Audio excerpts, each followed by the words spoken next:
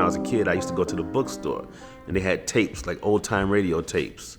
And I would listen to them and say, I want to do one of those. This opportunity came up, and I was like, okay, I have to get a play in, because this is what I've been waiting on. I heard the first season, and I thought, I want to be a part of this. The reason why we're all doing this is we have the burning desire to create.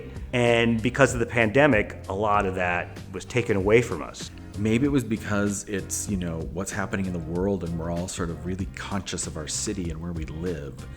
This one felt like one that I could write. And I want to write about the city that I spend so much time in. There is so much to love about Los Angeles. Being able to go into the hills or go down to PCH. I have to tell you, I definitely got really used to every day being 80 degrees and sunny. Los Angeles is a different way to be a city.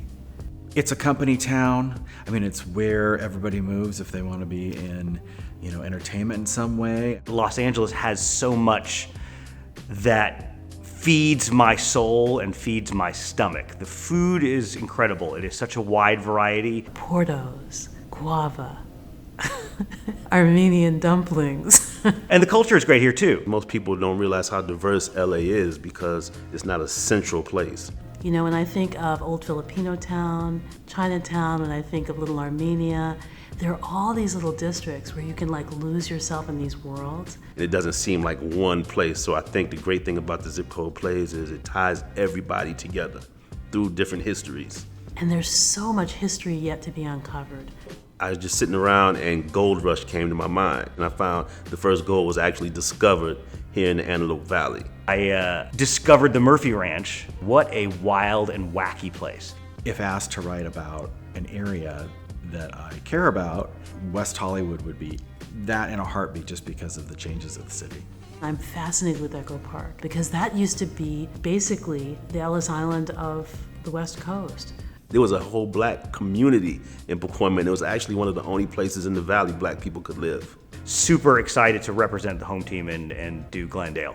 I know that it's a lot of fun, but there's also a lot of pressure. When I wrote my piece, I really had to think about what are the indigenous sounds of Los Angeles? I think the soundtrack to LA is transportation.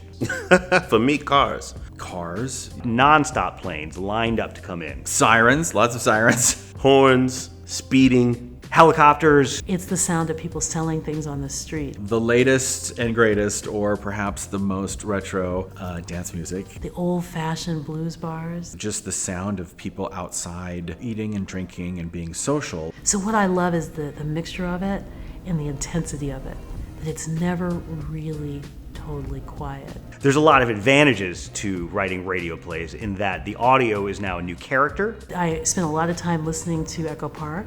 What does this feel like, not in terms of just the vibe, but what does the sound feel like? It gives you things to play with, and it lets you really engage with the listener's imagination. People are going to listen, but they're also going to extrapolate what they're hearing and run that movie in their head. What are they wearing? What do they look like? How does her hair look? You are part of the story at that point.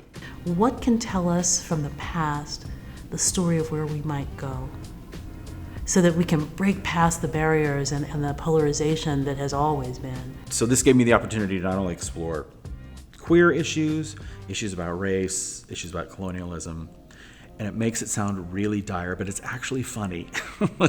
The desire to bring all of Los Angeles to Los Angeles through audio, and this is something that people can go back to again and again and again. So I just think it's an amazing body of work, and I hope they do another so I can submit again.